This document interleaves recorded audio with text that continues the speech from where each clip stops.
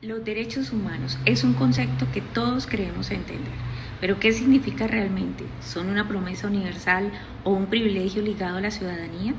A lo largo de la historia, grandes pensadores han debatido estas preguntas y sus ideas siguen moldeando nuestro mundo hoy. Hoy exploraremos las influyentes teorías de tres gigantes intelectuales, Hannah Arendt, Amartya Sen y Ronald Dworkin, tres perspectivas que nos obligan a pensar, a cuestionar y a entender la lucha continua por la dignidad humana. Comenzamos con Hannah Arendt, una filósofa judeo-alemana que vivió en carne propia la brutalidad del totalitarismo. Nacida en 1906, escapó del régimen nazi y encontró refugio en Estados Unidos, donde su obra se convirtió en una referencia fundamental para entender el poder, la política y la condición humana en el siglo XX. La experiencia de Arendt marcó profundamente su visión de los derechos humanos. En su obra maestra, Los orígenes del totalitarismo, lanzó una idea provocadora. Los derechos humanos no son universales en la práctica, sino están garantizados por una comunidad política. Para ella, el derecho más fundamental es el derecho a tener derechos, es decir, el derecho a pertenecer a un Estado que los proteja. Sus principios son claros. Primero, los derechos adquieren su verdadera fuerza dentro de la ciudadanía. Fuera de un Estado son poco más que una aspiración. Segundo, no basta con que los derechos existan en el papel. Es crucial la acción política y la participación ciudadana para defenderlos y hacerlos realidad. El espacio público es el escenario donde se lucha por la libertad. La teoría de Arendt resuena dolorosamente hoy. Pensemos en la crisis global de refugiados.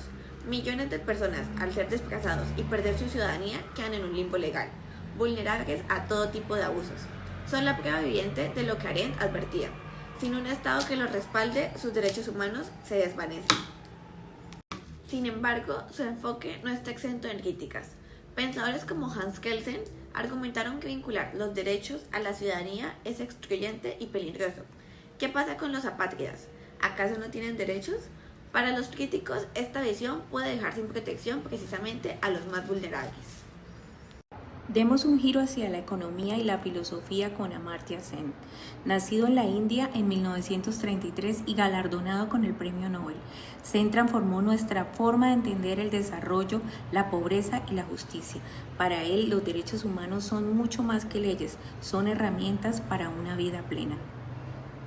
Sen introduce un concepto clave, las capacidades. Sostiene que los derechos humanos deben medirse por la libertad real que tienen las personas para hacer y hacer aquello que valoran. No se trata solo de tener recursos o de tener la capacidad de usarlos.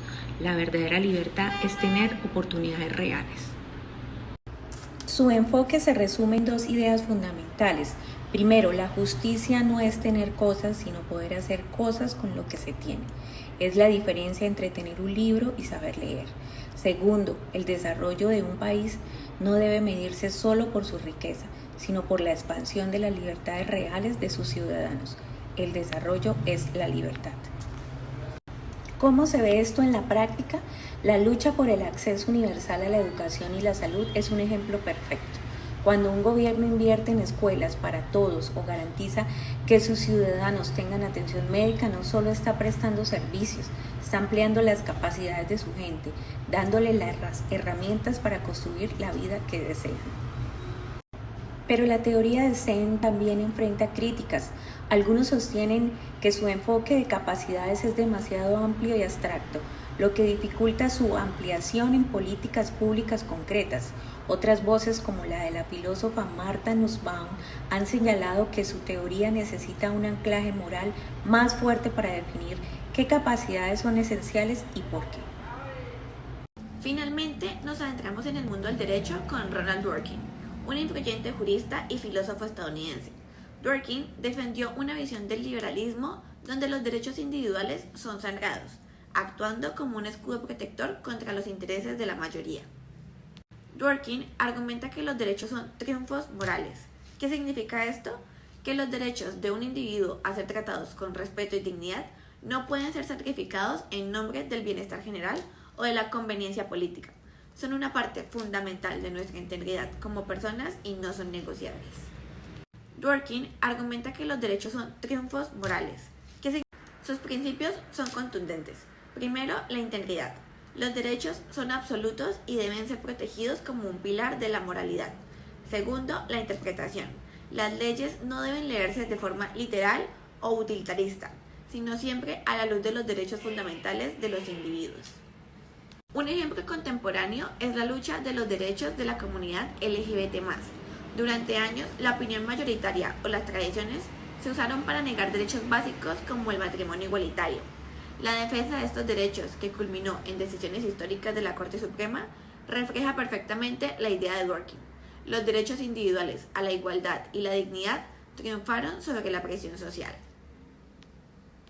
Los críticos de Dworkin, como el juez Posner, señalan que su teoría puede ser demasiado idealista y rígida. Argumentan que ignora las realidades prácticas y económicas. ¿Es posible proteger todos los derechos de forma absoluta sin considerar los costos o las complejas consecuencias sociales?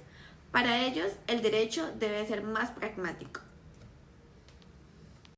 Ciudadanía, capacidades, dignidad. Hannah Arendt nos advierte que sin una comunidad política, los derechos son frágiles. Amartya Sen nos impulsa a pensar en los derechos como las libertades reales para construir una vida valiosa. Y Ronald Dworkin nos recuerda que la dignidad de cada individuo es un límite sagrado que ninguna mayoría puede cruzar. Estas tres visiones no son excluyentes, sino complementarias. Nos muestran que el debate sobre los derechos humanos es complejo, es continuo y más relevante hoy que nunca. Nos invitan a todos a participar en la conversación y en la lucha por un mundo donde la dignidad humana no solo sea una idea, sino una realidad vivida por todos.